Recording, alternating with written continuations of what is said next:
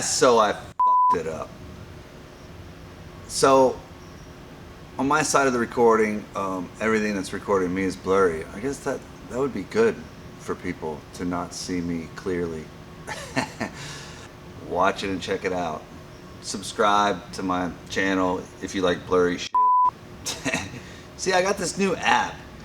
And anyways, I can't redo the whole podcast, so it's some really good information with Jonathan Harris on here, so watch it anyway.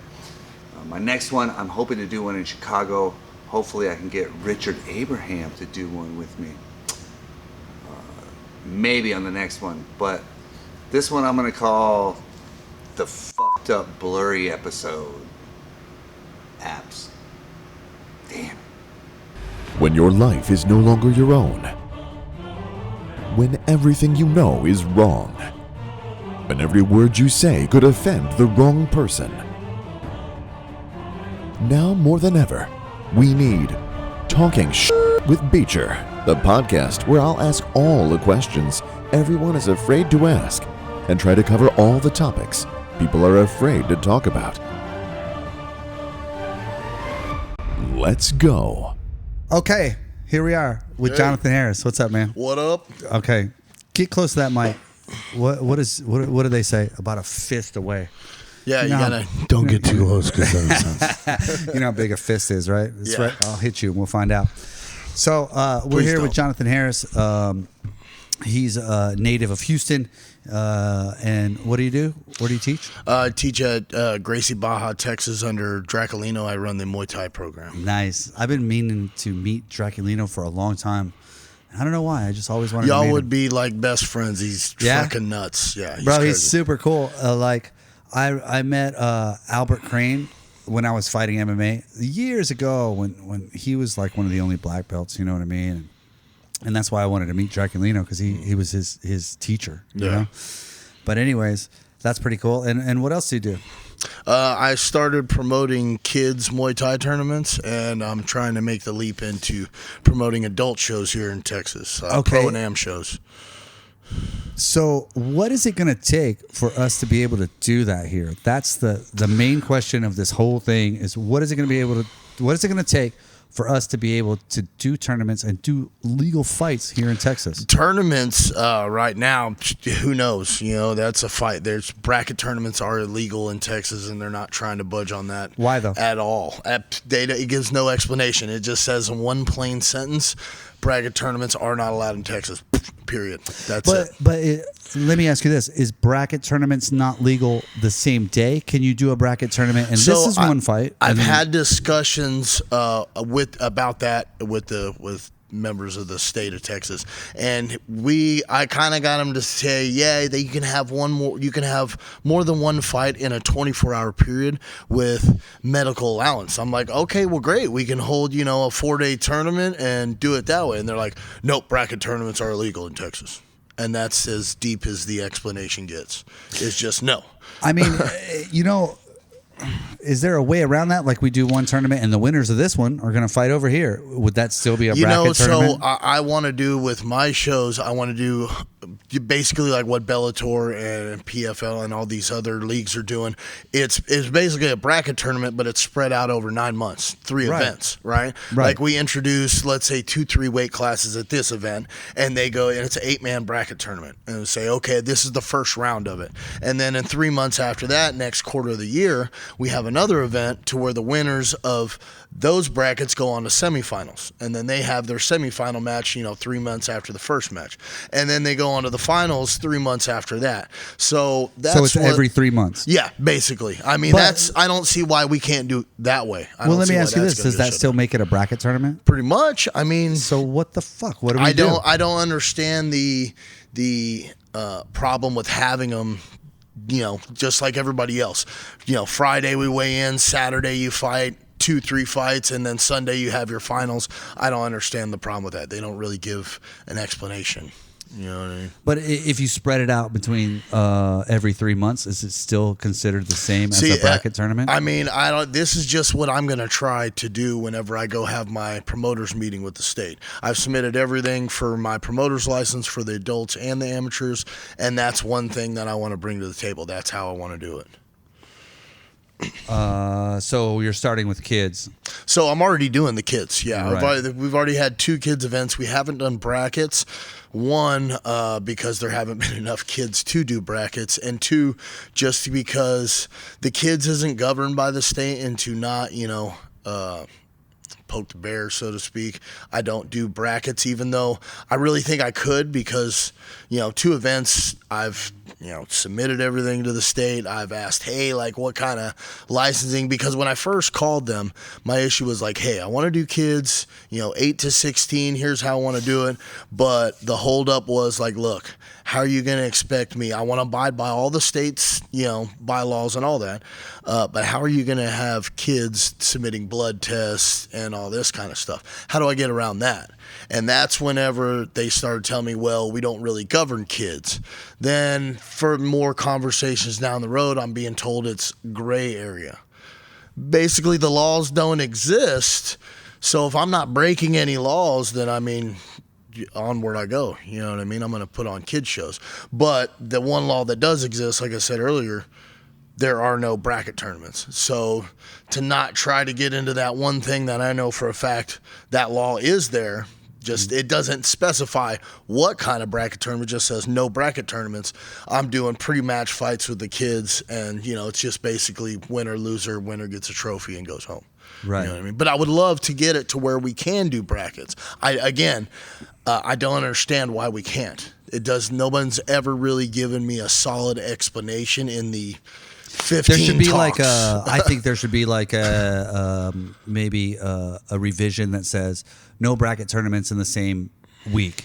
Well, because USA Boxing will do it to where they have them like in 24 hours. You go through one elimination. Okay, I won today's bout. I'm healthy. Nothing's hurt.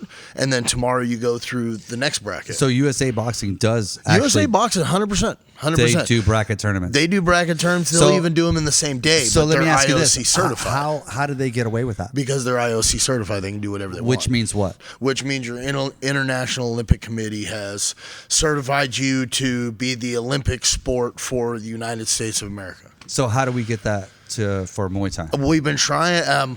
I've been working with the USMF trying to get them to be basically the sanctioning body for the kids. Right. Because I love everything that USMF is about. I like how they train their officials. Like you're, me too. You're one of the reps. I trained with them. Yeah, you're one of my reps at my events, and each event that I've had 2 so far, and that's the one thing people talk about is like, oh my God, y'all really care about the kids, and it's just a really great organization. So I'm trying to get it to where they're basically the governing body, at least over the kids. You know what I mean? Texas doesn't allow third-party sanctioning for the adults. So, okay. Which means what? Which means there's no sanctioning body that could come and say, this is how we do it in Texas, other than the TDLR. Oh. TDLR is as far as adults are concerned, they are the sanctioning body. Well, what about for USA Boxing? Aren't they the sanctioning body? For boxing, but like I said, it's International Olympic Committee has certified that, so they basically are allowed to do it because then it's on a national level. That supersedes state. That would be the goal, right? Yeah, that's the goal. But until USMF or somebody gets certified by the International Olympic Committee, then you don't need to go to the state.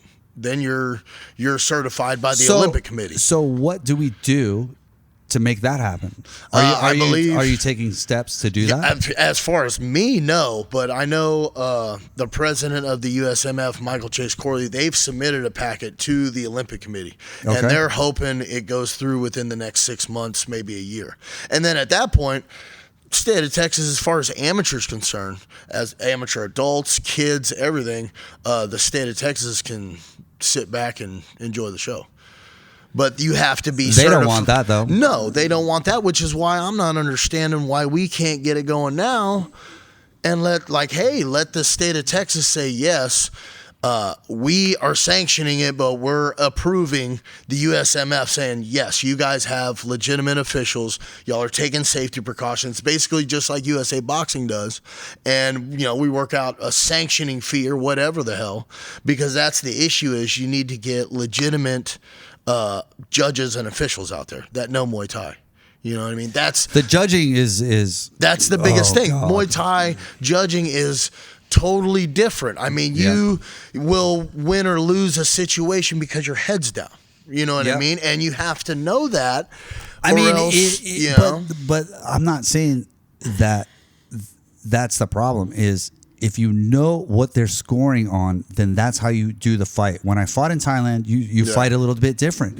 Yeah. So plus stadium versus Olympic versus whatever. It's different, but that stuff has to be worked out beforehand. Like, how are the judges, and do the judges even know this? That's the thing about wanting to get it pushed through for adults too, is because the state of Texas, I'm not saying their judges are crap or this, because they got great MMA and boxing judges, but they only have very few, maybe like Joshua Ferrero and there's like one or two more that actually know legitimate Muay Thai scoring. So for me as a promoter to do even just, okay, hey, I'm going to do it by your rules. We're not going to have a tournament. We're just going to have a legit Emmy show, and that's where I'm going to start and try to, get the whole tournament stuff going through. But okay, legit, now I'm forced to use state officials that don't know the scoring of the sport that I'm trying to promote. That's a huge problem everywhere. I mean, in Vegas, and that's the big thing is like, put aside the bracket tournaments. If we could just get it to where like the state of Texas could say, okay, we certify and approve the USMF to do the judging and officiating for these events. And then me as a promoter submit everything to the state of Texas saying, I'm following all your laws. I got the insurance required. We've got the medical staff required. You send your head official to make sure my officials are legit and everything's on the up and up. But you see, my outlook on this is, and we get the thumbs up, and then they go home. You know what I mean? Hopefully, but that's the idea. idea. It's the same thing with Adelaide Bird scoring boxing and Muay Thai and MMA. She doesn't know anything about it. But she's appointed by the state. So they have to make their money. Their officials have to make money at your event. Exactly, but that's why I'm saying the sanctioning fee, right? You basically, in my mind, my whole pitch would be to be like, okay, we're using our judges and our officials, but you're certifying that through one of your people, let's say one of the head officials in the state of Texas, certifies that, okay, all these people know what they're talking about and they are legitimate enough to officiate a Muay Thai bout. And to get you to come down and approve that, I pay a sanctioning fee. You see what I'm saying? So I do. They still get their taste and we get legit scoring. And now whether it's a bracket or not, oh, great. I would love to do brackets because that's the way the rest of the freaking world does it. You know what I mean? It's stupid that we're the only state that doesn't. Right. But first and foremost, we need to get legit officials out there. Right. Okay. Officials, yes. There are some legit ones here that can be used in Texas. But what I'm talking about is scoring judges. I think you missed my point. With them appointing their judges get paid. Well, that's what I'm saying. They'll still get paid for the sanctioning fee. But they won't have their judges getting paid to judge, which is what I think. I don't know if that's what they want. I don't know. I'm just trying to work this out to where we can have some fights. Well, they make money off the top of that because I was looking at everything that I as a promoter have to pay officials and doctors and all this. I'm very good friends with one of the state doctors. And I was like, hey, what do you charge for an event? And they're like, oh, I charge the state $350. Right. And then when you look on the paper, the state charges you $450 as the promoter. Right. So and that's they make $100. The doctor gets his $350 and the state takes $100 just because they sanctioned it. Yeah, exactly. I mean, that's how our system works. And okay, if that's what it's boiling down to, let me get all my own officials and pay your sanctioning fee. Right. You're still getting paid, but I'm ensured that my event is legitimately. But do you think that they want their officials paid and their sanctioning fee? They don't just want that? I mean, it's either their officials get paid or the sanctioning fee. The sanctioning fee does right now. The sanctioning fee is your license. You pay an event fee. You pay X amount for officials and all this. I'd say, okay, let's compile all that up and figure out what your sanctioning fee would be for me, and then let me use my own officials. You see what I'm saying? Do they want that? I doubt it. I doubt it. I mean, that could be some of the problem. This you know? whole thing is definitely not going to be easy. You know, when I started this whole campaign to try to help, and I'm not saying I'm an innovator, I'm bringing Muay Thai to Texas, or I'm doing anything different. But Bro, you're doing more than a lot of We're trying to people. create a scene. We're trying to create something where there's not. Like when I first started this, the whole point was not to make money or be some big promoter. It's to create opportunity where there's not. You go up to Iowa. We all go up to Iowa. Yeah.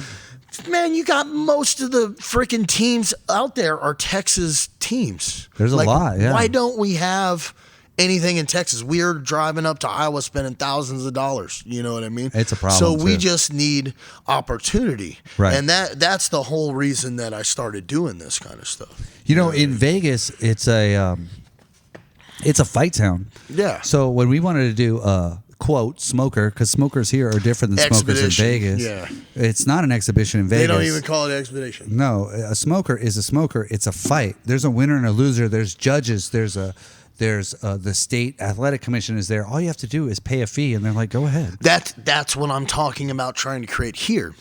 To say, okay, we got the judges, they're USMF, and what pays for that? The USMF memberships that everybody has to buy or whatever. You know what I mean? It's USMF is a nonprofit organization. These judges, like for my kids' events, they've been donating these judges to me, you know what I mean? Because they just want the same thing I want. Muay Thai opportunity here in the United States and in Texas for first and foremost for the kids. Right. You know what I mean? So let's pay the state whatever fee they want, you know what I mean? And let us have the judges, like you said, like they do in Las Vegas and they do in California and New York and everywhere else in the United States, except for Texas. So what humps do we have to go over to make this happen? Don't know. First hump would be to try to get a meeting one-on-one, because I presented to the state this whole, hey, let us sanction the kids. We need to create a safe, healthy environment for our youth to develop, you know, as far as competition. Like, you know, the YDL is doing its thing, and it's great, and it's scrimmage, and it's great experiences, but we need some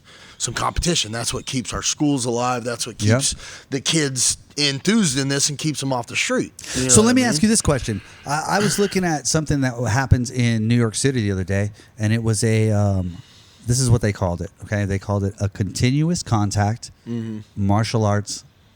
I've heard of somebody call an event like a martial arts continuance event. That's basically a kickboxing match. Yeah, so let me ask you this. There's a karate tournament. There's knockouts at karate tournaments. I've said that exact thing to the TDLR. What's the difference? So I was given no explanation. I was simply told that that's in a gray area. Because there is no explanation. Yeah, no, there's not. So there's not because, why don't we just have tournaments and call them continuous contact martial arts tournament? Well, I mean, for my kids' stuff, I'm just calling them Muay Thai tournaments, like flat out. Yeah, as far as the adults go, when you start, Muay Thai and kickboxing are listed specifically as combative sports that the TDLR governs, that they oversee. Right. But wouldn't Taekwondo and karate? They're not in that list for whatever reason. I can't tell you why. You know what I mean? This is the problem. Not one time when you're reading through the TDLR bylaws that are available on their website. It's not like, you know, I'm doing any kind of secret investigation. Not one time does it mention any of those. It mentions MMA, kickboxing, boxing, Muay Thai. Does not say anything about karate or Taekwondo. Let's do some karate tournaments. I mean, karate tournaments. I mean, I'm down for that. I'm down for whatever gets my people experience. The problem is look, we're trying to do this. You are trying to do this the legal way. Instead of doing these loopholes like I'm talking about, let's do a karate tournament, which we don't want to do. We want to do this legally and have everything on the up and up, and the state can make money off of it as well as we can make money off it. And I proposed this to them, and they seemed like at the TDLR meeting, they seemed all about it. They were like, yeah, man, fully support. Came up to me after the meeting, oh my God, let's get started on this right away. And then, you know, I gave it a week or two because I don't want to hound them. And then I got the FU button. I got that. We're not having any work meetings. If it goes through IOC, USMF goes through IOC, we'll talk about it then. That's it. Bye. Yeah, but if it goes through IOC, we don't have to talk about it. That's the whole point. I'm just like, okay, like. So do you think that they don't want to do their job, they just want to get paid to not do anything? Or I honestly don't know what the angle is, because I'm sitting here, if they want to get paid, I'm sitting here saying, what can I pay? Yeah. I'm not sitting here trying, like I stated very clearly many times in many conversations with anybody I've ever had, I'm not trying to go over their head. What do I need to go through to you to make this happen? For us to get tournaments, for us to have, like they're telling me with the kids stuff, it's forbidden. I said, yeah, in America, words like forbidden don't really do much for me, because there's not one. Wait. With the kids stuff, it's forbidden? What does that mean? Means it's just not allowed. There's no law that exists saying I can't do it. There's nothing in the bylaws saying I can't. It's just Emperor TDLR says no. And I don't respond well to that. I'm like, yeah, as long as I'm not breaking any laws, I'm going to keep doing what I'm doing. And that's exactly what I'm doing, is providing a good, safe environment for these kids competing. And because that's what we're looking for. That's what I'm trying to do. And like I was trying to tell them, I'm not trying to go over their head, but you can't just tell me it's not allowed. Kids competition doesn't exist in Texas, period. Bullshit.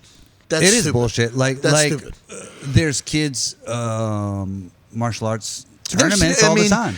And that's my whole thing, is like there's these other terms like we talked about, karate and all that. They do brackets. They do all that. Jiu-jitsu tournaments do brackets every single weekend. So let me ask you this. Why is our sport considered a combative sport and their sport considered a martial art? Our sport is also a martial art. I don't know. It's what is listed in the TDLR bylaws. Just because our sport can whoop their sport's martial arts. It's called talking shit with Beecher, man, for a reason. But, man, I don't understand, nor do I get a clear explanation of this kind of stuff when I ask those very simple questions. Because do you think the reason is because they don't know the answers? I think the answer doesn't really exist, and until there's a need for it to exist, i.e. they can make money off it, why? You know what I mean? Because one thing, whenever I was at that TDLR meeting, they were talking about events in Texas. There were like 170-some events. They like to... 170 what events? Like combatives events, like boxing, MMA. There were 2 Muay Thai events in Texas last year. And it was in Dallas, right? There was XKO. XKO. Yeah, it was XKO, right. yeah. Right. The I got Muay guys Thai fighting in on the next one. Yeah, absolutely. Which I'm not discounting it in the least bit. I like what they're doing me too. With them and like one championship. It gives it kind of a different look. But we need some legitimate Muay Thai in a freaking ring. Like Muay Thai. Yeah. The way Muay Thai is supposed to be done. Right. You know what I mean? And it's just, I don't understand. I think it all boils down to what's it worth. You know what I mean? But there's more of my frustration, because I'm sitting here going, okay, what is it worth? Put a number on it for us to be allowed to do this, and then I'll make it happen. You know what I mean? They don't have an answer to that, though. I mean, with no answers, what are we doing here? You know what I mean? We just keep going in circles with that. I don't know. You know? I don't know how to fix it either, but I'm glad that you're doing the right thing and taking the right steps to try to do it, and I support you all the way. And it's frustrating, because just like a lot of stuff you've asked me, like I don't have an answer. The really answer doesn't exist. When I've asked that same question to somebody I should be able to get the answer from, I'm given gray areas and right. That's half the reason. Half of the reason I came here. I try to promote our sport as well. Maybe we could get a TDLR guy to do this podcast. I'm going to say probably not, but maybe. Doubtful. Very, very, very doubtful. Very doubtful. Yeah. It's been a struggle just to get I would just like to be in a room with Jim Erickson, who heads up pretty much all the combative stuff. He's right under the head guy. What's the head guy's name? Eric. Not Eric, but him and Gus handles the amateurs, and put the executive director, put us all in a room, and let's figure it out. You know what I mean? Put the important people that make these decisions, put us all in the room, and let's figure out a common ground to where we can just make it happen. Whatever fees we got to come up with, whatever. So you know what I mean? Don't tell me it just can't exist in Texas. Why will they not do that? I don't know. I thought that we were going to do that when I went down, because it was supposed to be, it was the night, that last night we flooded in Houston. It was supposed to be Michael Chase Corley was going to present, and he had all his, notes and stuff like that. Yeah, he's good at that stuff. Yeah, He's and we really were going good to at it. present up into the front. I was just going to kind of go support, and try to support the scene. And I'm about an hour outside of Austin going to the meeting, and Corley's gym got flooded, and JJ got flooded. Yeah. And they were like, hey, we're not going to make it. Why don't you present for us? I'll text you over some cliff notes. I'm like, I'm fucking driving. What are you talking about? So I did my best, but I thought it went pretty good. Okay. And they're talking about we're going to get work groups together. We've been waiting too long on this. You're right, 100%, especially with the kids, about doing tournaments and getting it, sanctioned, not to go over to TDLR, but work with them to sanction it and just create a positive, healthy scene. You know what I mean? They could make a lot of money off of this as well if they just wanted to play ball. They would have to do a little work, which seems to be the problem. Imagine if the amount of promoters that would pop up, sanctioning fees that would start getting paid if it just wasn't ridiculous. You know what I mean? Like, yes. If you look at the bylaws in USA Boxing, the sanctioning fees aren't ridiculous. They're like $175 an event. That's why there's like 200 freaking boxing events in the area. So we take, $900 for the year, but you're making $175 every event, every single weekend. Like, I mean, that's doing something. That's worth allowing it to happen. You know what I'm saying? Like, that brings in, and let's just say bottom line, that brings in more revenue for the state to pay their employees, to pay for whatever our taxes pay for. You know what I mean? What's the problem? I agree. Yeah, that's my whole argument. They're sitting here saying no. I'm saying, okay, why? Don't get an answer. Okay, well, how? Don't get an answer. Well, what can we do? Tell me a price. Let's start talking numbers, because that's what it really boils down to. It does. It boils down to what's it going to make for everybody. They can't admit that. They can't say that outright. That's what it boils down to is numbers. It boils down to the safety of the participants and I'm willing to take every single safety precaution out there. Yeah, and I'm there with you. My kids' events, even though I don't have to be, there's nothing telling me what I have to do. I get full insurance through what the state would expect to have at an event. There's an ambulance there. There's an ambulance. There's doctors on the side. I know, because I've reffed these events. Yes, and you do it right. You do it absolutely right. And no kids are getting hurt. The worst we had was like last event. These two teenage girls, like, man, they got down. They, you know which one I was talking about? Them girls, there was some blood, but bloody noses. Come on, you know what I mean? Like, that's not an injury. That's anybody getting overwhelmed, you stop it in like 2 seconds. Yeah, like most fights, a ref is there. Like most fights, all fights, a ref is there to protect the fighters. When I fought, I'm not going to stop. You're going to have to knock me out. The ref's got to do his job. So you either have to do your job. I'm going to keep coming. I'm going to come like a zombie. I'm going to keep going. Yep. So you protect the person from injury, especially amateur. You're taking injury for no money. So and that's the baseline behind it. If they would allow this, it would create a safe scene, and it would get rid of another reason why I started. And it was like piece of shit promoters like Kanye, Cipitan, or whatever the hell you call him.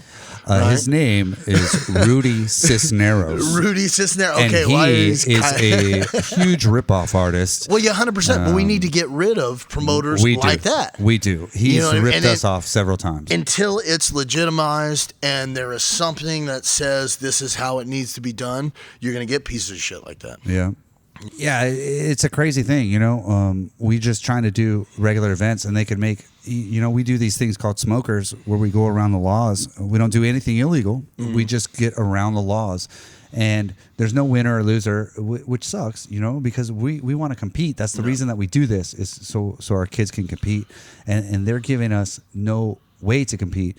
You mentioned that, like in Iowa, we have so many teams that go to Iowa. There's so many people from Texas. Because we have to. Man, yeah, that's what I'm saying. Like, it's ridiculous that we have to.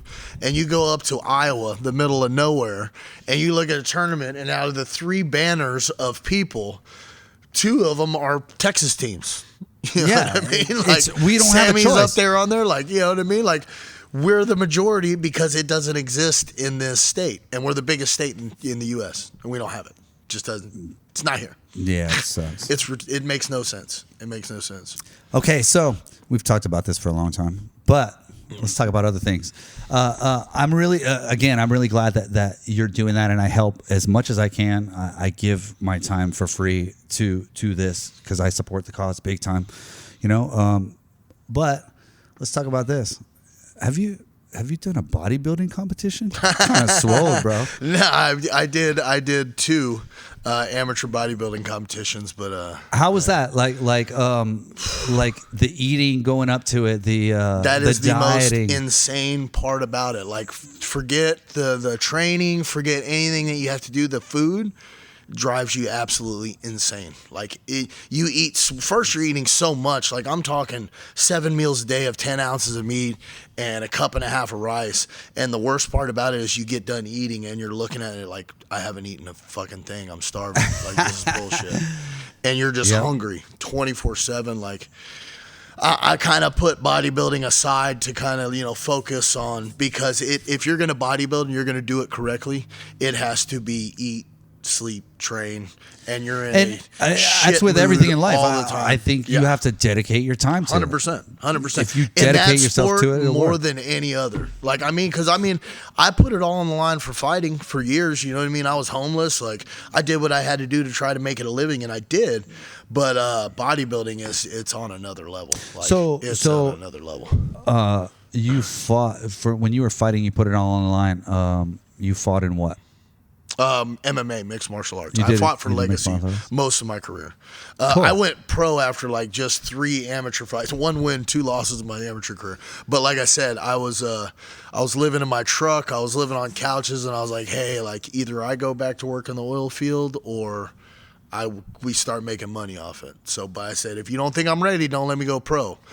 They thought I was ready enough, and we're like, all right, let's try to make it. And we went on a pretty good win streak. So cool. Yeah, that's awesome. Yeah, my first pro fight, the apartment that got me off the street was $1,050. I made $1,100 off the purse. Yeah. So I put the money down. I had $50 left. I was like, I was rolling. Yeah. A lot of us have done that.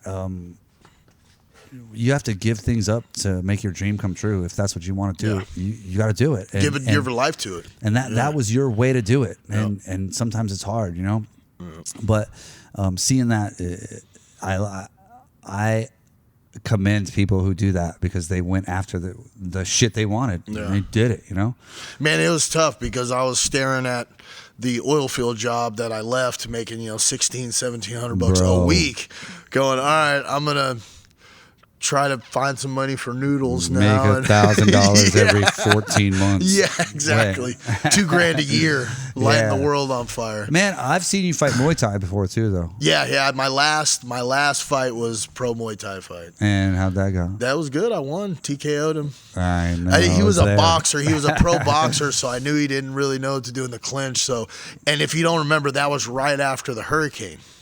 That was 3 weeks because it was actually supposed to be on that Friday. Because we moved it because of the hurricane. And it got moved 3 weeks. So I was straight off the couch for 2 weeks because we were all stuck in our houses, flooded in. Yeah. I was on the couch for 2 weeks, and then the week I was out, it was like Draculino was like, we're going to help people move crap out of their house for the next.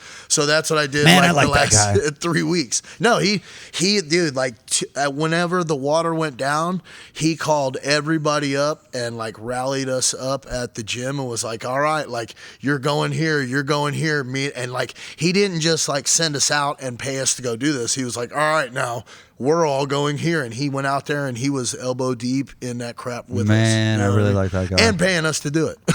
And he paid you guys to do it? Yeah, he's with us. Wow. And nobody got paid any different than our salary. Wow. You know what I mean? He's like, this is your job until all this crap stops. Because the school was closed because the school flooded. So he's like, cool.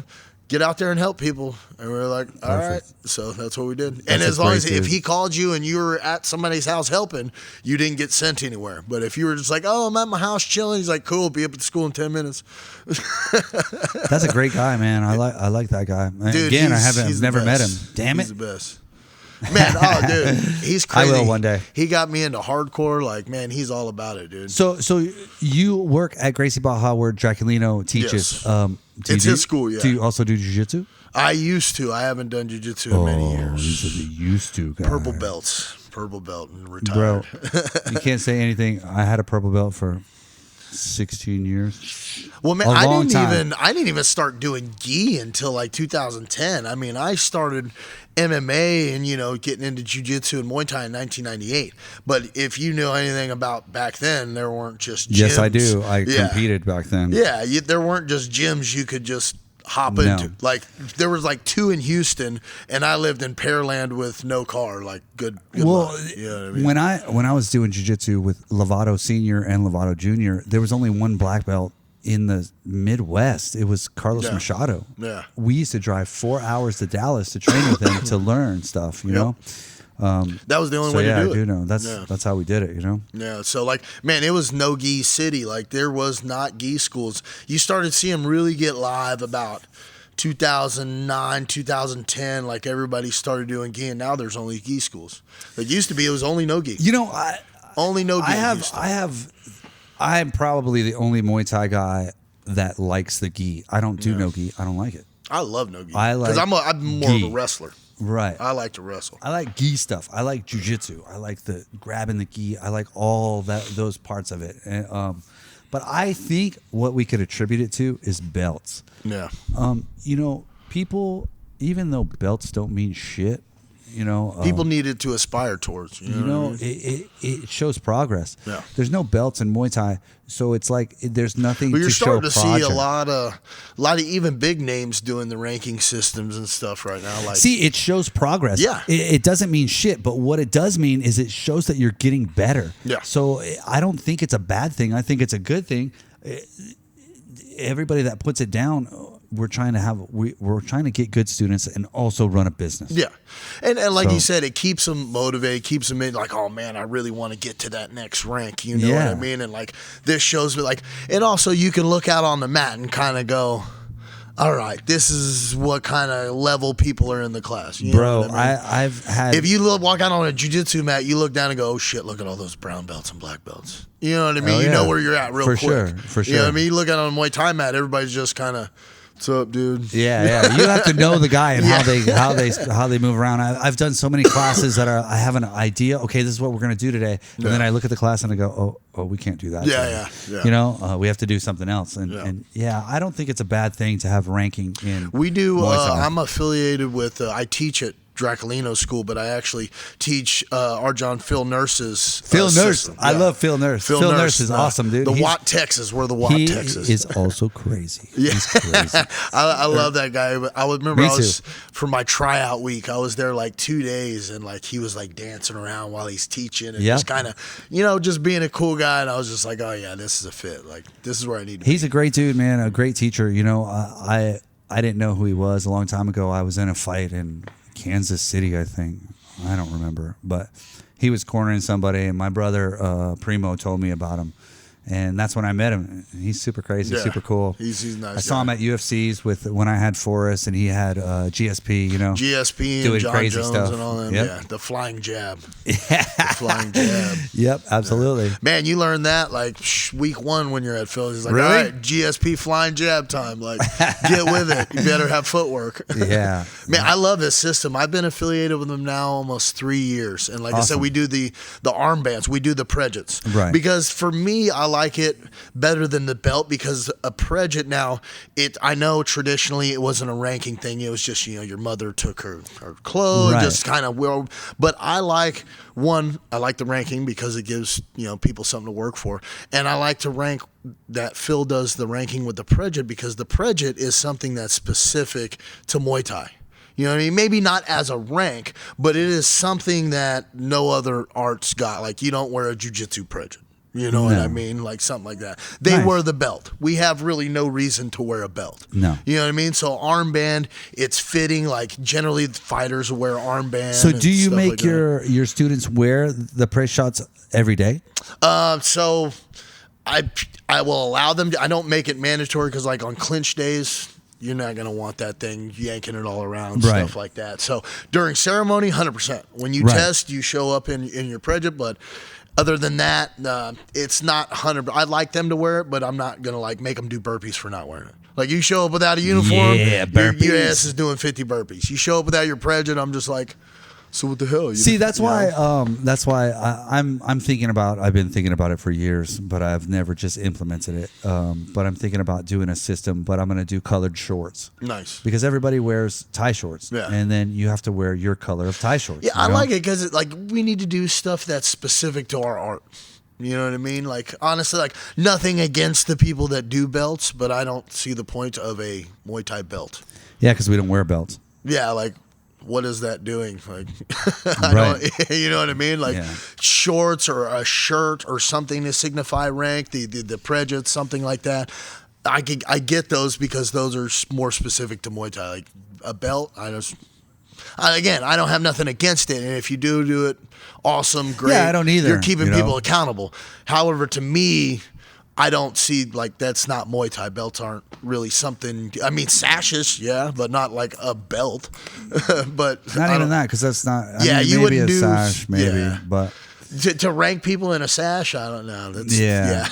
You know, it's like you're saying, them saying he's a black belt at Muay Thai. It doesn't make any sense. Yeah. It's I have a belt, but it's a championship belt. That's the only black belt I have. You know, Yeah.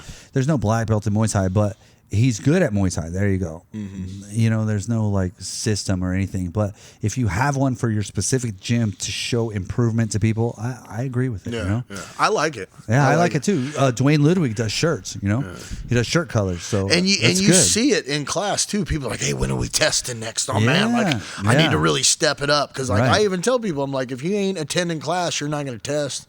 Like, That's don't right. come up That's and how ask it me works. to like. If they're not going to let you get rank up in jiu-jitsu if you're not showing up and getting your dots. You know what I mean? That's how it So- works.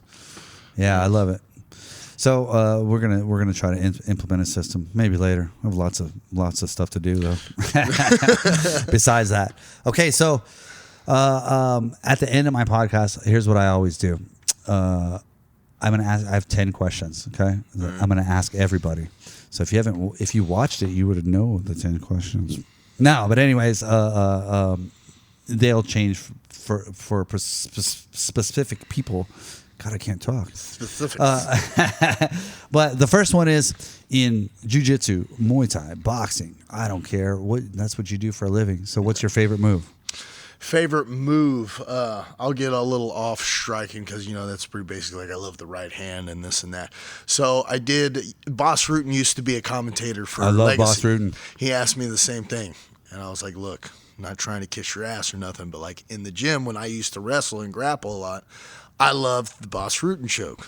So I was Okay. like, that's one of my favorite submissions is the Boss Rutan choke. Okay. And like we broke down in the middle of the interview and he taught me how to like cinch it in and lock it better. It was Okay. Show me. awesome. Got you. All right, Boss Rutan choke. So you got side control, right? And you kind of go for a sloppy headlock, right? So I'm here and he's defending, trying to put this arm cross face. I just reach in and I grab my inner thigh, right? And now I roll to my back and I reach back and grab his top leg to grab my other inner thigh. And then I grab nice tight grip and squeeze my legs together until the pressure's too much and they tap. Taught to me by one and only Boss Rutan. That sucks. Let's do it this way. All right. Here, boom, inside, top leg, squeeze.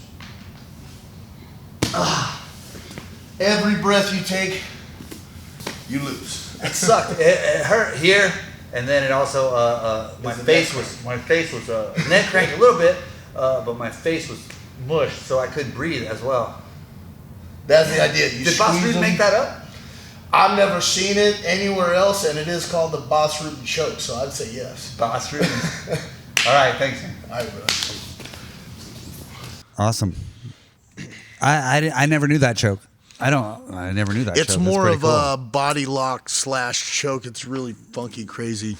All right. The chances of pulling it off in an actual fight, not crazy likely, but Boss he's done Rudin it. could do it. Yeah, I think he's done it. He's finished the fight. Man, I've submitted a lot of people in jiu-jitsu with it. Wow, nice. Actually, like legit submissions. Nice. Because they don't know what I'm doing. They're like, what the hell is this? And then, yeah.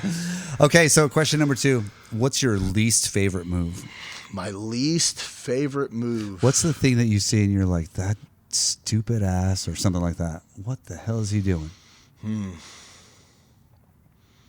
Man, I can't put something on No that. spinny stuff or nothing. You know, like, the spinning stuff, when it's overdone, it bothers me. yeah, You know what I mean? Like if someone's real good at it, Raymond Daniels really good at it. Okay, Yeah, but if it's just someone trying to do some spinning, I'm not down. You know either. what I don't like, and a lot of people, okay, I got one good one. When fighters march down in Muay Thai, they march down their knees or their kicks. You know what I'm talking about? They just start taking big steps to get you to think they're throwing a kick or a knee, and then they got the opposite knee. I think that looks so stupid. Like, oh my God. You know, I'm not saying it doesn't work. I'm just saying when I look at it, I'm just like, he looks like an idiot. I have an outlook. If it works and it looks stupid, I don't give a shit. It worked. Yeah, And no, that's it. I've seen it work. It worked beautifully, but like the whole action of it is just, it's an eyesore. It's an eyesore. All right. So, in life, what would you like to accomplish? You know, right now, it's never really been about success for me. Like as far as money goes, success for me, I would like to leave my mark on the sport in some way, you know, in some good way. Like with the fighting, I said I want to do something special. So, okay, set the record for the fastest knockout in Texas. I was like, okay, my name's right Wait, there in history. Did you do that? Yes. Wait, hold 3 seconds hold and the a 5 fucking seconds. phone. What? I'm the only person to have 2 knockouts under 5 You know, seconds. how do you knock? It takes me 3 seconds to walk across the ring. How do you knock somebody out in 3 seconds? Fucking run full speed. Well, the 3 second. What happened? How'd you do it? The 3 second. So there's a lot of controversy on the 3 seconds of my last amateur fight. Is it in the record books? It's on YouTube, and if I was asked the timekeeper, my former coach Bobby Flores, he had the record at 4 seconds. The timekeeper of the TDLR was at the gym bragging about how Bobby had the record, and said no, 3.6 seconds. Boom. Okay, how'd you do it? So there's a lot of controversy on whether the guy was trying to touch my gloves or not. So our fight was about to be canceled. Oh, you're one of those dicks? No. So our fight was first going to get canceled because it was going to go past midnight. They were going to get fined, all this kind of stuff. We heard my opponent in the rules reading said he was going to come out blasting 1s and 2s. So my coach said, all right, man, if you see a hand come at you, you slap it down and go 2-3-2. Now, nice. In my experience, when you touch gloves, you put your hand over your head and you Yeah. go in a non-aggressive way. This kid squares up with me with his hands up. When he comes out to the ring, he's not having his hand up. He's got his hand straight out in front of him like he's pawing a jab. And his other hand is cocked right there. So you pulled it down in right hand. So I parried 2-3-2, and then we got the knockout. 3 seconds. I was trying to touch your glove. I was like, Yeah. your hand was open and it was straight out. Your right hand was by your face. Like, no, he wasn't. We heard him in the rules room talking about he was going to blast me, and it didn't work. It didn't work. And then the second one, there you go. he did try to touch my gloves. That's a legacy record for the 5 second. Nice. He did try to touch my gloves, and if the ref had been paying attention, I'd have got 2 second knockout. But the ref wasn't paying attention. They don't call it until his hands go. Oh, I see. The official time is not stopped until their hands. So it's 5 2 seconds. seconds. How the hell do you knock somebody down in 2 seconds? That's crazy. Yeah. He tried to shoot on me off a glove touch, fake glove touch. Uh-huh. That one actually just got recirculated. He ran into a knee? Yeah, he ran into the knee. Yeah. That one just got recirculated on World Star. World Star. World Star. I hope they did that when I need them too. Oh, shit. World Star. Nice. Okay. So what do you hate about this business? I hate the greed in it. And you know, there's a fine line between making money off it and just being greedy with it. You know what I mean? Bro, I'll start going off. Yeah, I know. Okay. The next question is, what in this life do you love? Man, I love Muay Thai. That's why I don't grapple or do anything else now. That's your main thing. My Nice. heart's with Muay Thai right now. I like that. Okay, what's your favorite saying? Like if you're in the gym and I ask somebody else, what does Jonathan say all the time? I'd be like, this fucker says this every day. I say a lot of crazy shit. Like, all the time. what's your favorite saying? Boom. Boom. Boom. All right, boom. Okay, like so when I share people's stuff on Facebook, I don't want to like overthrow your comment with my own clever comment. So I just boom. Boom. There it is, motherfuckers. Nice. Okay, so sorry, I'm cussing so much on talking shit with Beecher. Well, I mean, there's a curse word in the name. I don't think it matters too much, but so what profession would you do if you didn't do what you do now? I probably would have stayed working in the oil field because it's money. Man, I used to chase the dollar too. If I'm not going to do what I love, I better do something that I'm going to make money in. Yeah, I used to chase that dollar. I was a welder and 12 hours a day, 7 days a week. And I made a bunch of money and I spent a bunch of money. Yeah. I have nothing to show for it. Oh, man, I would be asking for loans on my next paycheck, making $1,600, $1,700 a week. At a 19-year-old kid. Same. Yeah, it's crazy, man. It's crazy. So, what profession would you never ever do? I wouldn't do office work. No? I've tried to do office work. Like, I can't do it. I can't do it. Can't be locked up in an office. I can't sit behind a desk, paperwork. I'll put my foot through that computer. I hate it. All right. I hate it. Yeah. I mean, maybe that's why we work in a gym. Yeah. Yeah. They used to have me doing office work in the gym. I worked really hard to get fired from that position. And they're I'm like, going to do this job horribly so they can fire me. It got to the point I couldn't get in trouble. Monica would be like, you screwed up again, Jonathan. I'd be like, I know, I deserve to be fired. And she would just slide the window shut. I recommend you fire me. Yeah, no, 100%. She'd slide the window shut and be like, guys, y'all got to fix this mistake again. Nice. Okay. All right. So one last question. It's a deep one. It's a big one. At the end of your life, how would you like, when it's all said and done, how would you like for people to remember you? Just as a good person, honest. You know what I mean? I like them to look back and say he was always straight up. Like me or hate me, I'm going to be honest with you. You know what I mean? Like, there's really no, no middle ground for me. There's either people that love me or there's people that don't like me. And that's because you get what you get with me. It's the same with me. There's so many people who don't like me because I just say whatever I fucking feel and they hate it. Like, truth hurts. Sorry, you shouldn't be a piece of shit then. But I mean, that's in my eyes is how I see it. And then a lot of people hate me for it. But you know what? Same with me, hate me or love me. I'm going to tell you what I think no matter what. I'm not going to hold it back. Real. Man, I like that, dude. And I really appreciate all the stuff that you're doing for our scene in Texas. Hopefully somebody from the TDLR watches this. I'll try to tag them in it, see if that works. And hopefully we can get something going. Just at least work in progressive steps towards that. Yeah, absolutely. Like a lot of this, I wish we had answers for a lot of these questions on why and not. So we'll see. And hopefully it's not all money. But anyway, I'm getting off the subject again. All right. Thanks, man. I really appreciate it. All right, brother. Thanks, bro. Good work. Now we do the move.